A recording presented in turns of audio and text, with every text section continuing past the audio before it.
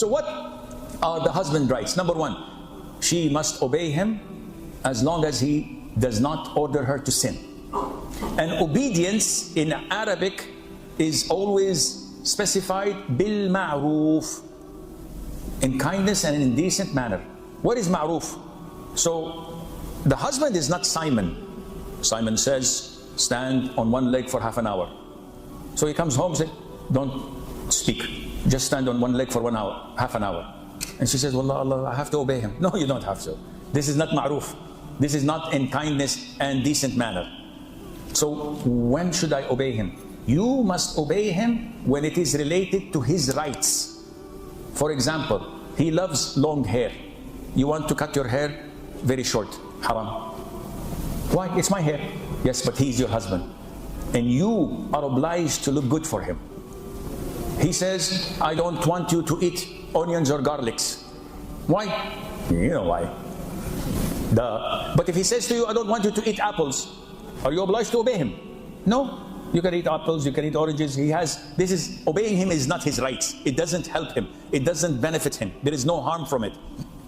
Likewise, if a woman, and lots of the women have a problem swallowing this. It can't go down their throat easily. Why would I obey him? He's just a man.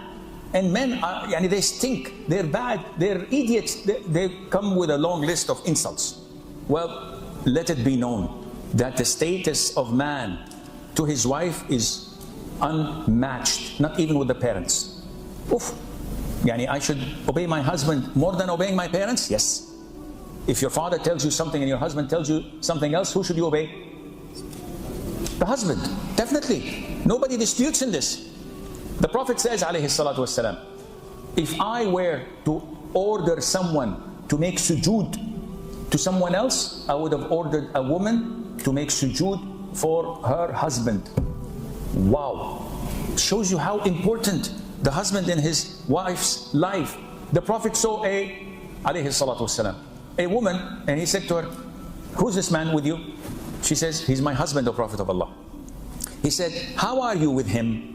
She said, I try my level best to obey him and make him happy. So the Prophet said, well, be careful. He's your Jannah or your hellfire. Whoa. This is from the Prophet straight. He, if you make him happy and satisfied and you obey him, will be your Jannah. But if you don't, he will be your hellfire. He will make you go to hellfire on the day of judgment. And we have less than 10 minutes, correct? So I'll wrap it up because I have so many things. I wrote this while remembering my wife. So that's why it's too long. Number two, one of the husband's rights, important rights, is to protect your honor. And this is what real Muslim women do. They protect your honor. She would never cheat on you or disgrace you or bring anything that would tarnish your honor. And she would protect and safekeep your wealth and your children. Allah says in the Qur'an, so righteous women are devotedly obedient, guarding in the husband's absence what Allah would have them guard. They protect you when you travel, when you go, they preserve their chastity. Number three, one of the rights of the husband is that the woman takes care of herself and beautifies herself. This is a form of worship. Lots of the sisters work on their bodies, on their diet. They go to the gym or practice and work out in the home to have a good physique to please their husbands. Wallahi, they're working out with this intention is ibadah. And they're being rewarded as if they're doing night prayer. But some of the sisters fail to see this. And they lose weight, they lose focus. So many sisters come in the counseling sessions and Sheikh, my husband is always criticizing my weight and he's doing this, he's doing that, and I can't stand that anymore. I said, okay, how much do you weigh? She says, only 110 kg. What? Is he married to an 18-wheeler? 110 kg? That's a lot of weight. And how tall are you? She said, 58, 60, 158 centimeters, almost 5 foot. That's a lot of weight. You let yourself go. Okay, sometimes you're lost in life, too many kids, working in the house. But now, this is a fork of the road. The husband, I sit with him and I speak to him. I said, Sheikh, I can't. Seriously, I can't. I tried my level best. She's a good woman. I love the life we had together, the children. But I can't. This is not in my hand. So what should we say? Either he goes to haram or gets married again. Third option, take care of your body and hit the gym. So this is in your hand. You have to take care of yourself, and this is a form of worship. Number 4, women must stay home.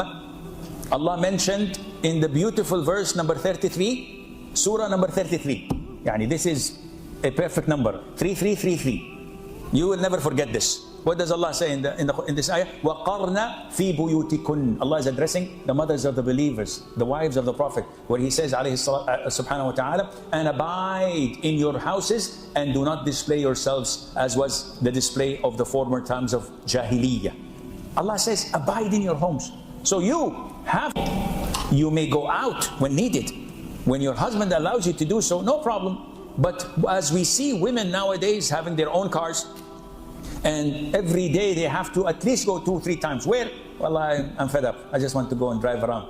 This is not Islamic. I said, Sheikh, why? I said, because Allah told them to stay home. You want to go and buy something from the grocery shop that is needed? No problem. You want to go and visit your mom and he allows you? No problem. But just to go and be on the road. And some of the brothers called me, Sheikh, my wife left yesterday after bickering and fighting at 2 a.m. and she came only the following day. Where was she? I don't know. She even disabled the tracking device on her mobile, so I don't know where she is. And she blocked me. What kind of a wife is this? Are you a real man? One of the brothers said, my wife left home for 4 days. She checked into a hotel and I don't know what was happening. For 4 days. Yeah, who's the man? Who's wearing the pants? He said, she is. Okay, I'm sorry. I even asked. No, there is red lines that cannot be crossed. Number 5, she should not allow anyone to enter your home without your permission. Usually normal men have no problems. I have no problem at all. Whomever goes into my house, my wife doesn't call me, says, I want to bring a friend, I have visitors. No, this is normal, 99.9%. Even going out, my wife has an open permission. I come home, she's not home. I give her a call, Assimalhakeem, where are you? Well, I left to my mom's house. We're having a dinner and I'll come back at 9 o'clock. No problem. I'm easy. But it is the man's right to demand, no, you don't leave without telling me. So yes, as a wife, you have to call him, I want to go to my house, to my friend's house, to my mother's house, to my brother's house. And he says, okay, 99.9% he will say, if not 100%, he's okay. But you have to inform him, this is his God-given right in Islam. This is an Islamic ruling, it's not a cultural ruling. Number 6, imagine how important the husband is in his wife's life. She must not fast, voluntary fasts, even Arafat, even Muharram, Ashura, we're coming, Mondays and Thursdays. She cannot fast without his permission. And this is a must. Subhanallah. Why? Because he might be interested. He might want her. And it is his God-given right. The Prophet says, it is not permissible for a woman to fast while her husband is present except with his permission. And she is not allowed to allow anyone in his house except with his permission. Authentic hadith. Some people say you have a blatant, an open check. You can fast whenever you want. Especially when they're my age. Please fast. For God's sake, do whatever you want. But some people know. It's your God-given right. You're the husband. She has to seek your permission. Number 7, she's obliged to be content with whatever little you provide, if this is your ability. Some women demand financial status. You have to change the living room. We want to change the furniture. We want to go every year for holiday. We want this, we want that. No, Allah says, let a man of wealth spend from his wealth, and he whose provision is restricted, let him spend from what Allah has given him. This is your ability, akhi. So a real righteous woman would not burden her husband for more than what he can afford. Number 8, she is obliged, it's a must, to answer his call when he calls her for intimacy.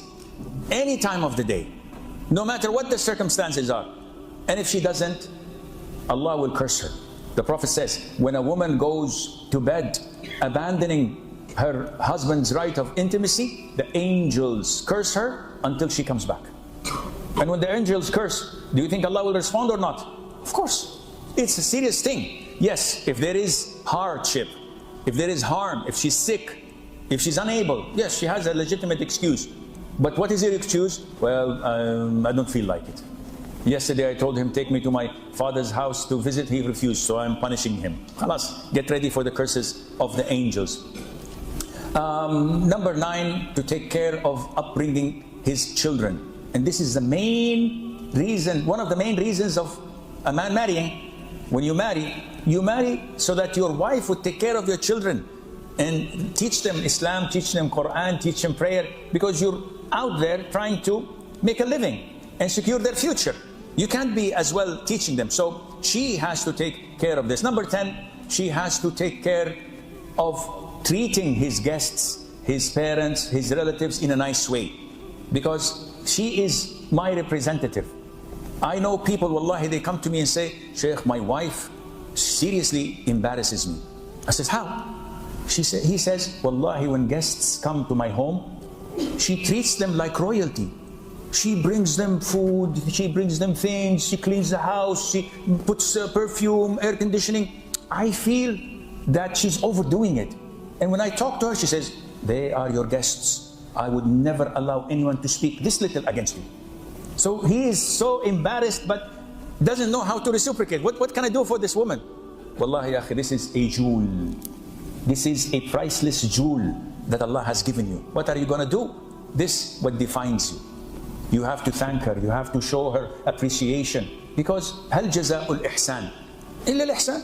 When someone does good to you, what is the reward? Reciprocate, ya akhi. Number 11, it is her God-given duty, an obligation, that she keeps the husband's secrets intact. Unfortunately, there is a breach in both husbands and wife.